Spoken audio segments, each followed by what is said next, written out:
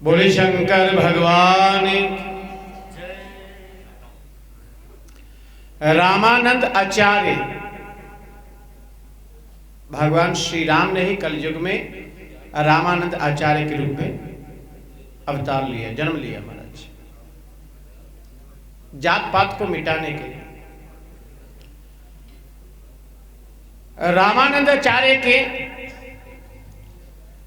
शिष्य हैं कबीर जी महाराज। एक विधवा ब्राह्मणी, जो ब्राह्मण था उसकी पुत्री थी, और इस पुत्री के पति का देहांत हो गया, विधवा हो गई। एक ब्राह्मण रामानंद आचार्य की सेवा में नित्य सुबह सुबह पुष्प लेकर जाता था।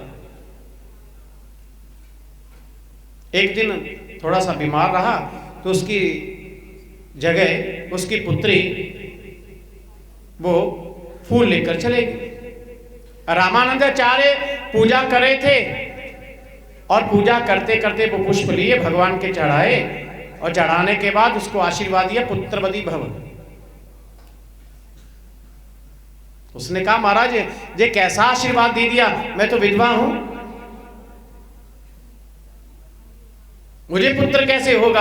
अब संतों ने जो आशीर्वाद दिया है बेटी, ये कभी निसफल नहीं हो सकता, निसफल नहीं हो सकता, पुत्र तो होगा।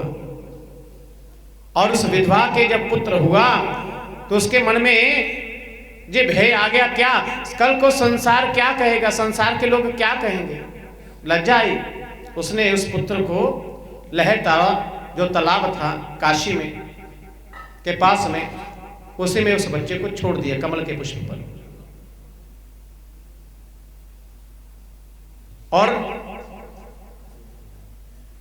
नीमा जुलाहा जो था, नीरू और नीमा, इनको वो बच्चा उस तालाब पर जब मिला, उस बालक को लिया, मानो उन्होंने भगवान को, ऐसा लगा कि भगवान ने ये बच्चा ये बालक हमको दिया, उसका लालन पालन पोषण करने लगे। लेकिन दिव्य बालक था महाराज, दिव्य, भगवान का भजन करने लगता था। जुलाहा परिवार में चल गया था, और उस समय कई जुलाहों को तो मुसलमान बना दिया गया था। सिकंदर लोधी जो उस समय बादशाह था,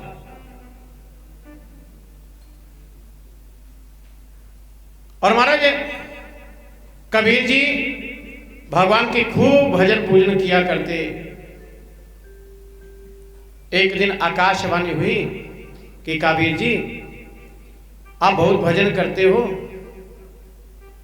लेकिन अगर जीवन में सफलता चाहते हो, भगवान प्राप्ति करनी है, तो पहले गुरु को बनाओ। गले में कंठ में तुलसी माला को पहनो, द्वादश तिलक रमाओ, और रामानंद आचार्य को गुरु बनाओ।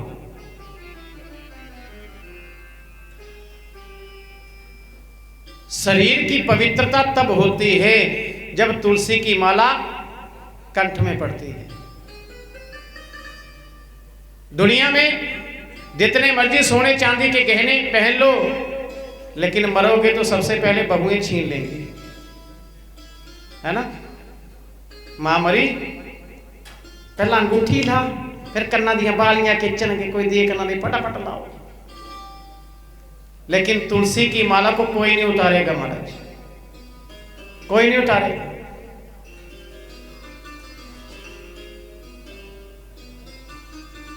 हरि प्रिया, क्योंकि जिस प्रकार भगवान के भोजन में जब तक तुलसी दल ना पड़े तब तक भगवान भोग को ग्रहण नहीं करते, उसी प्रकार मानव जितना भी चाहे पवित्र क्यों ना हो, कितना भी पवित्र क्यों ना हो, जब तक कंठ में तुलसी की माला ना हो तब तक भगवान उसको स्वीकार नहीं करते। ये बात पक्की, ये बात पक्की है। शैव संप्रदाय होंगे तो रुद्राक्ष गले में होगा, और वैष्णव संप्रदाय होगी तो तुलसी कंठ में होगी महाराज। अरे संतों की तो इतनी महिमा है कि संत अगर किसी के घर में चले जाएं और उस घर की महिला ने अगर कंठ में तुलसी नहीं पहनी तो उस घर का भी अन्न वो स्वीकार नहीं करते संत। और भगवान की तो बात अलग है। भगवान का भोग लगाना है और जो भोग बनाने वाले हैं अगर गले में तुलसी की माला नहीं है महाराज,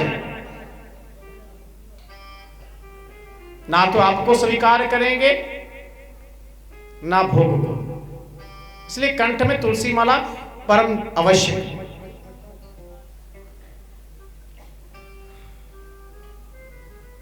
हम कथा करते रहते हैं महाराज, बोलते रहते हैं, लेकिन बदलाव नहीं आएगा,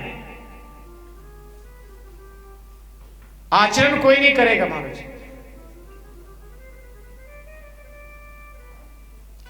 लोग कहेंगे कथा सुनाओ, लेकिन कथा पर आचरण कोई नहीं करेगा, कथा को सुनेगा कोई नहीं। इधर सुना, इधर से निकाल दिया, खत्म। और हमारी माताओं की तो बात ही क्या, अगर अनजाने में कोई राम नाम शरीर के साथ चिपक गया तो उठ के कहेंगे छो साल झाड़न गया है, तो झाड़ के फिर जो है इतने सड़ जाना भी, इधर नाल ना चंबड़ जे कुछ। इसलिए तुलसी माला को पहनो। कबीर जी ने तुलसी माला कंठ में धारण की, द्वादश चिन्ह लगाने लगे, लेकिन गुरु की प्राप्ति नहीं हुई अभी। तो एक दिन आकाशवाणी ने कहा, क्या कबीर जी गंगा के घाट पर जाओ। रामानंद आचार्य सुबह सुबह गंगा में स्नान करने के लिए जाते हैं ब्रह्म मुहूर्त में, तो तुम सीढ़ी पर लेट जाना, क्योंकि रामानंद आचार्य परम वैष्णव है। उस समय जात पात का बहुत बोलबाला था। तो कबीर जी सोचते थे कि मैं नीच जाति का हूं, मुझे कौन रामानंद आचार्य दीक्षा कहां देंगे महाराज मुझे। तो उपाय बता दिया महाराज, और चले गए काशी घाट पर और जाकर सीढ़ियों पर लेट गए। ब्रह्म मुहूर्त का समय था। रामानंद आचार्य आए और आते आते जैसे छाती पर पांव रखा तो नरक थी ना, अब उनको लगा कि पांव के नीचे कुछ आ गया, तो बोले बोलो राम राम। क्या बोला? बोलो राम राम। उसी राम राम को कबीर जी ने पकड़ लिया। गुरु के मुख से मंत्र मिल गया महाराज जी आज, और उस मंत्र का नित्य जाप करने लगे। रम गए उस राम नाम में, और सब जगह रोला पड़ गया, शोर मच गया। क्या? कबीर जी ने रामानंद आचार्य से दीक्षा ले ली है। उसकी मां शोर मचाने लगी, देखो देखो देखो, हमारे बच्चे को किसी ने हिंदू बाबा बना दिया, हिंदू बाबा, हिंदू संत बना दिया किसी ने। इसका मतलब क्या है बात का, कि उस समय अधिक से हिंदू मुसलमान बन गए थे।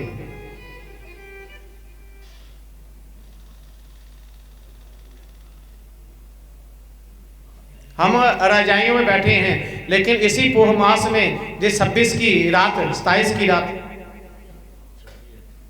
गुरु गोविंद सिंह जी के साहिबजादे इस पोह मास में और खुले अंबर में, आकाश में हमारे पूरी रात रहे। छोटे छोटे बच्चे, सोचो क्या बीती होगी उस समय। किसके लिए? सनातन धर्म के लिए।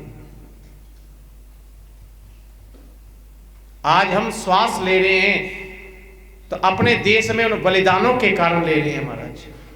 लेकिन इस प्रकार आराम से बैठे रहेंगे, अपने अपने घर से मतलब रखेंगे, तो एक दिन फिर गुलाम होने से कोई बचाएगा नहीं महाराज। हमारी बच्चियों का जो आजादी है वो भी छीन जाएगी। किस नीमा ने कह दिया, कहा हमारे बच्चे को किसी ने हिंदू बाबा बना दिया महाराज। और बात चलती चलती चलती पहुंच गई रामानंद आचार्य के। रामानंद आचार्य से पूछा कि महाराज जी आपने जुलाहे को मंत्र दिया है? ना रे ना। तो वो जुलाहा तो कह रहा है कि मुझे रामानंद आचार्य ने दीक्षा दी है, पकड़ कर लाओ। ले आए पकड़कर। उस समय पर्दा प्रथा कि पर्दे के पीछे रामानंदाचार्य, बीच में पर्दा और कबीर जी। क्यों रे कबीर, तू क्या शोर मचा रहा है कि रामानंदाचार्य को तुमने गुरु बना लिया, रामानंदाचार्य तुमको दीक्षा दी। कब दीक्षा दी मैंने? कहा महाराज ब्रह्म मुहूर्त में जब आप गंगा स्नान को जा रहे थे। और एक बात बताओ, शास्त्रों में लिखा है कि राम ही महामंत्र है, सब मंत्रों का राजा राम है। महामंत्र जो जपे महेशु, काशी मुक्ति हेतु उपदेशु। काशी में तो भगवान शंकर इसी राम नाम को मुर्दे के कान में डालकर उसके कान को मरोड़ देते और मुक्ति हो जाती। मरने वाले के कान में भगवान शिव राम नाम बोल देते और कान को मोड़ देते। रामानंदाचार्य इतने प्रसन्न हुए महाराज और पर्दे को हटाया और कबीर जी को अपनी छाती से लगा लिया। बोले शंकर भगवान की जय। तो महाराज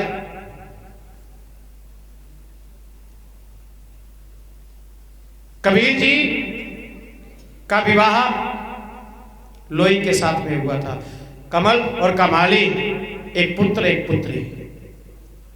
परिवार का पालन पोषण करते हैं, लेकिन कारोबार क्या है महाराज?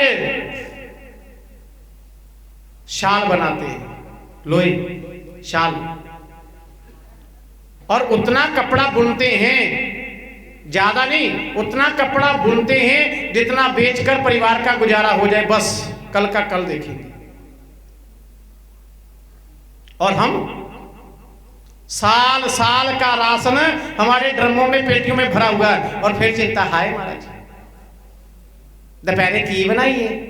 साड़ी माता तो कहती, हाय दोपहरे की बनावा, कल की बनावा। सोच पड़ जाती है महाराज, आज खाया कल की चिंता पड़ जाती है, हाय कल की बनाना, आज तो दाल बना रही, कल केड़ी सब्जी बनावांगी। और कई माताएं तो इतनी कंजूस है, कहती है आज दाल बना रही, कल साडो यही दाल फ्रिज च रख देनी है, कल लूने चौल बना के ही खा लांगे। बोलो जय श्री राम। परिवार को, घर को स्त्री बनाती है। आदमी को क्या पता घर को कैसे चलाना है, उसको क्या पता। बोले शंकर भगवान की। उतना कपड़ा बुनना जितना बिक जाए, जिससे परिवार का पालन पोषण हो जाए। और एक दिन कपड़ा बनाया और बाजार में बेचने लगे, तो महाराज जी इतने में एक साधु आ गया। साधु ने कहा, वो नंगा था, उसने कहा महाराज जी मेरे वस्त्र नहीं है, ठंड लग रही है, सर्दी लग रही है, तो ये कपड़ा जो है शाल मुझको दे दो। तो आधा कपड़ा फाड़ कर देने लगे, कहा आधे से काम नहीं चलेगा, पूरा दे दो। कबीर जी ने सारा दे दिया, लो भैया। अब मन में सोचने लगे कि भैया अब तो घर वाले भी भूखे होंगे, ये कपड़ा मैं बेचूंगा, थोड़ा सामान खरीदता, घर ले जाता, फिर भोजन बनता तो फिर खाते। आज तो घर नहीं जाऊंगा। ये कबीर जी महाराज। और ऐसा इंसान आज हो ना कि दिहाड़ी थे गया थे, 400 रुपया कमाया थे, पता फिर घर जनानी डीके कर दी है,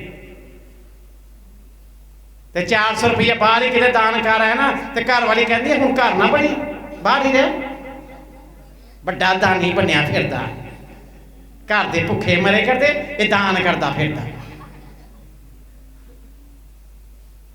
होगा कि नहीं? कबीर जी के मन में आ गया कि भैया वो भूखे बैठे हैं, मैं घर नहीं जाऊंगा। तो जाकर बाजार में जाकर छुप गए, राम राम सुमिरन करने लगे। लेकिन जो राम का चिंतन करता है महाराज, फिर उसकी चिंता तो राम करता है, उसकी चिंता राम करता है। भगवान ने देखा कि मेरा भक्त कबीर, इसने दान कर दिया है और खाने के लिए घर में एक अन्न का दाना नहीं है, तो महाराज केशव बंजारे का रूप धारण किया और एक गड्ढे के ऊपर सारा सामान रसोई का लाधा और चले गए घर में। और कहा कबीर जी ने जो सारा सामान भेजा है, और सारा सामान, इतना सामान कि देखकर हैरान हो गए। और कबीर जी वहां पर बैठकर राम राम राम राम राम राम राम राम राम।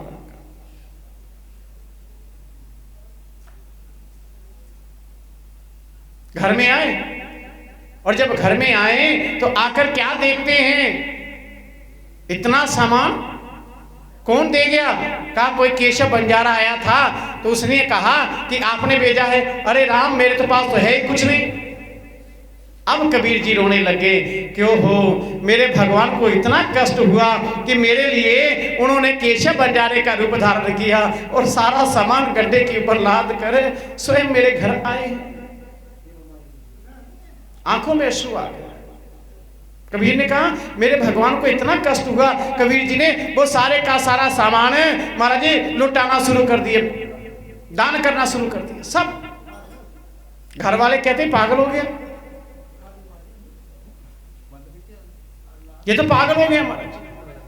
आज के समय में कोई ऐसा मिल जाए तो दुनिया वाले पागल ही कहेंगे। और महाराज जो भजन के मार्ग पर चलते हैं वो पागल ही होते हैं। सच बात है, पागल होते हैं, वो पागल होते हैं। संसार उनको पागल ही कहता है। सब लुटा रहे हैं और इतने में ब्राह्मण एकत्रित होकर आगे, ए जुलाहे, तूने सब कुछ बांट दिया, हमको कुछ नहीं दिया। कहा महाराज जी सब बांट दिया मैंने, अब तो खत्म हो गया, मेरे पास कुछ नहीं है, चाहे तो देख लो। नहीं जुलाहे, नहीं कबीर, हमको भी दे। अब कबीर जी क्या करें? कबीर जी ने बहाना बनाया और जाकर मंडी में जाकर छुप गए। 3 दिन हो गए महाराज, भूखे प्यासे वही राम राम राम राम राम राम चिंतन कर रहे हैं महाराज। और इतने में भगवान को फिर चिंता हुई, भगवान ने फिर रूप धारण किया कबीर जी का और घर में आकर जितना सामान लाए थे सारा ब्राह्मणों को दे दिया। ब्राह्मण जय जयकार करने लगे और फिर एक ब्राह्मण का रूप बनाकर भगवान कबीर जी के पास में गए। अरे कबीर, तू जहां क्या कराए अपने घर में जा। कबीर जी के घर में जो जाता है उसको 1 बोरी आटे की मिलती। कबीर जी हैरान,